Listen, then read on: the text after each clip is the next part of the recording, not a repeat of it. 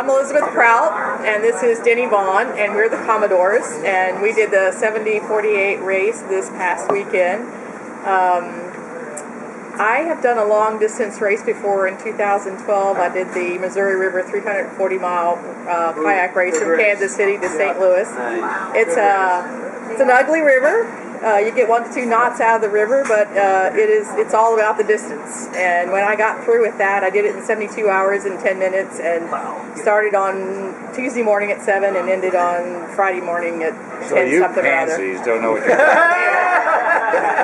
So I know what it's like to only be off the water for 12 and a half hours and only sleep 6 and a half hours out of 72 and just paddle, and your hands are nasty and your butt's nasty and your feet are nasty. I mean, everything is just bad. So I thought I was done with racing, and then last fall I went to Fort Flagler. I was going to Port Townsend for the Wooden Boat Festival, and raining, and slept in my car and had the kayak on the roof of my car, and I get up the next morning and the sky's clear, and this guy says, "Are you doing the 7048?"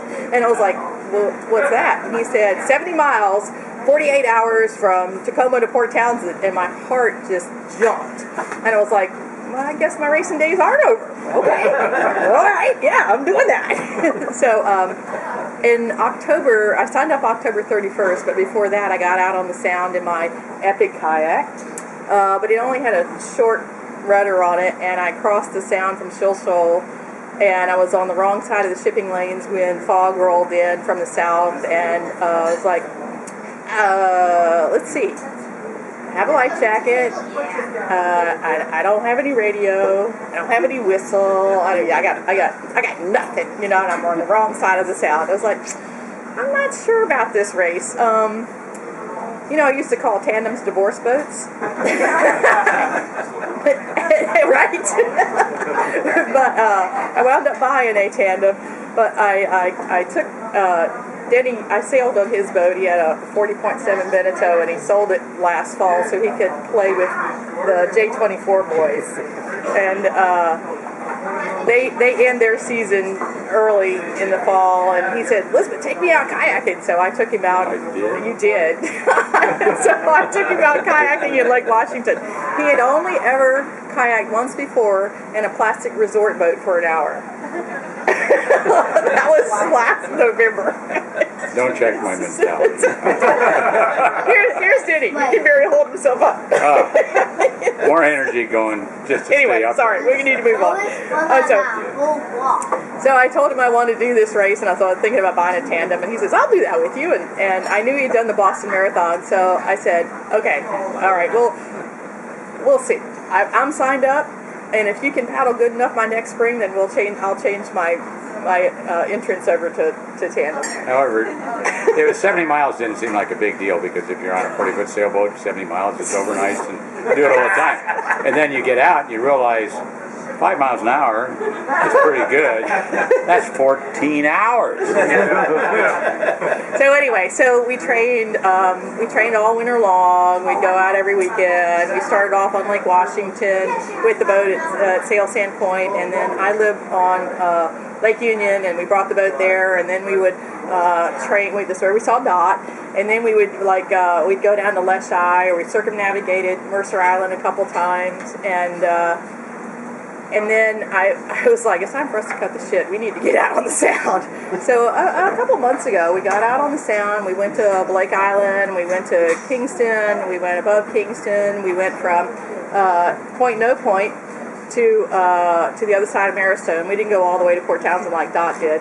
But we saw her out there, and we saw her husband in the ferry line in Kingston with kids, and her daughter said, we were talking to them, her daughter says, "Mama's been training since July."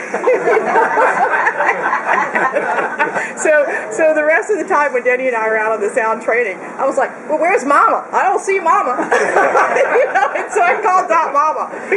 Mama, where's Mama? I don't see Mama. And there was one time when we circumnavigated Vaughan, we didn't plan to, and like 2:30 in the morning, Denny says, well, I don't see any other competitors out here training. 2:30 in the morning. 2:30 in the morning. 2:30. Yeah. So when we got to Tacoma,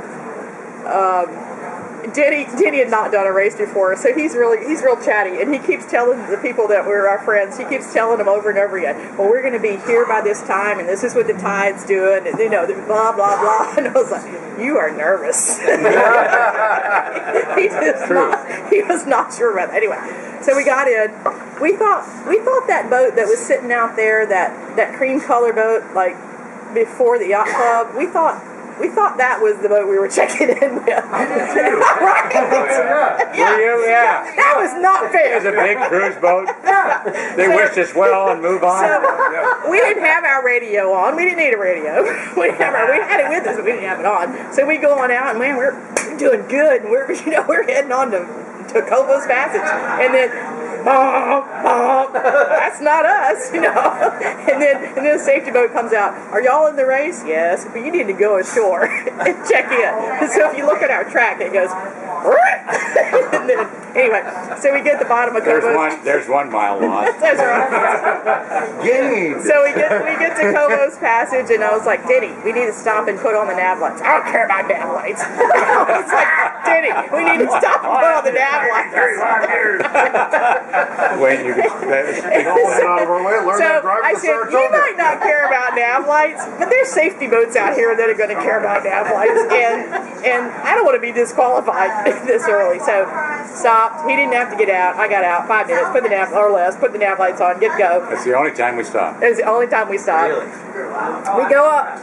The reason truly that he is my paddle partner is because he's been on the sound forever, and he knows how to work the eddies. He knows the sound. He knows everything about it. And, okay, we should be here. Here. He constantly. 10 degrees, left, 10 degrees right, here we go, And so we're passing people coming up, a bunch of people like in the bay here, we're passing people coming up Cobo's Passage, people on the right, and then a bunch of people on the left. And I knew we were up there with the surf skis. We hadn't lost that much time. I was like, we're up here with the surf skis, yeah, we're doing good. And then when we got to the top of Vaughan, we crossed, ferries were, we were perfect place with the ferries. They just come across. We shot across. It was like, we're not stopping for hot chocolate. We got time to make up, Well, they're offering hot chocolate at Blakely Rock. Yeah, right. So we go on, and then we pass some people that are there at Blakely Rock. There were 6 boats moored. There were 6 kayaks. So why would you stop? You just passed 6 kayaks. So we forgot the hot chocolate. So we go on up. No, not competitive at all. And when we were across from West Point, these waves come up, and 2 surf skis shoot out in front of us, that being Dot being one, and we look over and you can see the lights of Seattle, and you see these big waves. I mean, they look pretty big. Denny's like, go right. Very steep. Then they're starting to crest, go left. So we got through that, and then we keep paddling through the night. And there was like 5 of them in a row, really fast. So Dot came up, talked to us. She's collecting herself. So got my power go full, sure. I mean, she's extremely fortunate that she didn't capsize. Yeah. The tandem is lower and very, very stable. Very stable. That was really serious stuff. So we got up to about a mile south of Point No Point, and we were working the currents and things were running really fast. And then he checks in with me and he says, the current's rolling really fast. And I'm translating in my mind, we're not stopping. And I was like, I know we're not stopping. We planned on 3 stops. We did. We didn't do any. Yeah. So we took it wide, coming around Point No Point, and there were 3 more surf skis sitting there on the beach, and I was like, we were clicking some more off. Yay! We're still clicking people off. And then we had a little trouble. We thought that we'd passed Foulweather Bluff, and we were heading across Hood Canal, and we hadn't gotten there yet. and fog, and our GPS didn't work, or wasn't working well. And Dot comes up. At least that's our excuse. And Dot comes up and she says, "Hey, can I paddle with y'all?" Yeah, sure. You can cross with us. He saved our butt. She did, and she stuck with us until she probably hurt her time, but she stuck with us until we could see the buoy, and then she went on. Yeah. So yeah, we planned on stopping a couple times, and Wayne has sailed with Denny for a long time, and he'll tell you Denny is all about. You're bringing that much weight on board? No, you can't bring that. You know, it's always cut out the weight. So I had to leave the sleeping bag behind, leave this behind, leave that behind. You know. And then when I got in the boat, I was like, oh my God, we got to paddle all this weight there. It was a lot. We should have trained with the weight we were gonna paddle with, through the night. But I'm real happy that we finished, and we finished in the time we did. We were in the face forward class, and the first place was the bicyclers with the pontoon. Second place was a 6-man war canoe. Third place was two 30-ish-year-olds in our class. Two 30-year-olds in a tandem kayak. So I was like, we did all right. We're old people. We did all right. They were Elizabeth's age. They were not. They were 30s. So thank you, race committee. There is so much that it takes to put this race on. It is, we're out there training, and we've got to, carry that load. But there is a whole lot of work that goes into putting the race on. Thank you, Tim, for all your volunteer work. And Harry was there. He did our safety check for us, and he did the race last year, and he gave a kidney away, and then he gave a kidney away only 3 months ago. I know, 2 months ago. 2 months ago, and he still was out there. It's pretty impressive. He didn't give it away, he sold it. Still can't buy batteries for his camera. Yes, but he has a bigger boat now.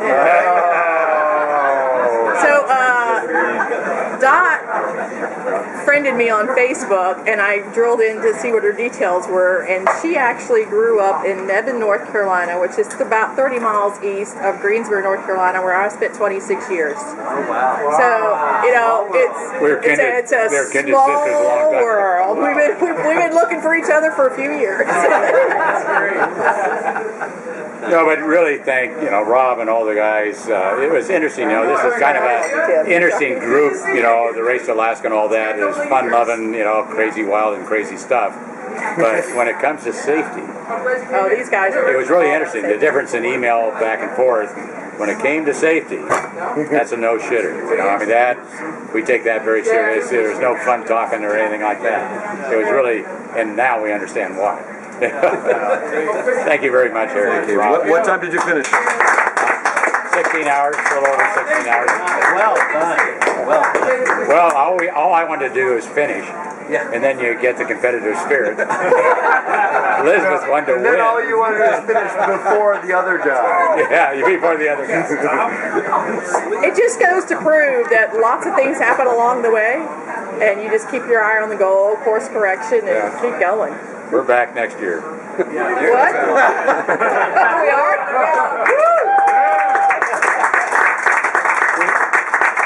With Doc. With Doc.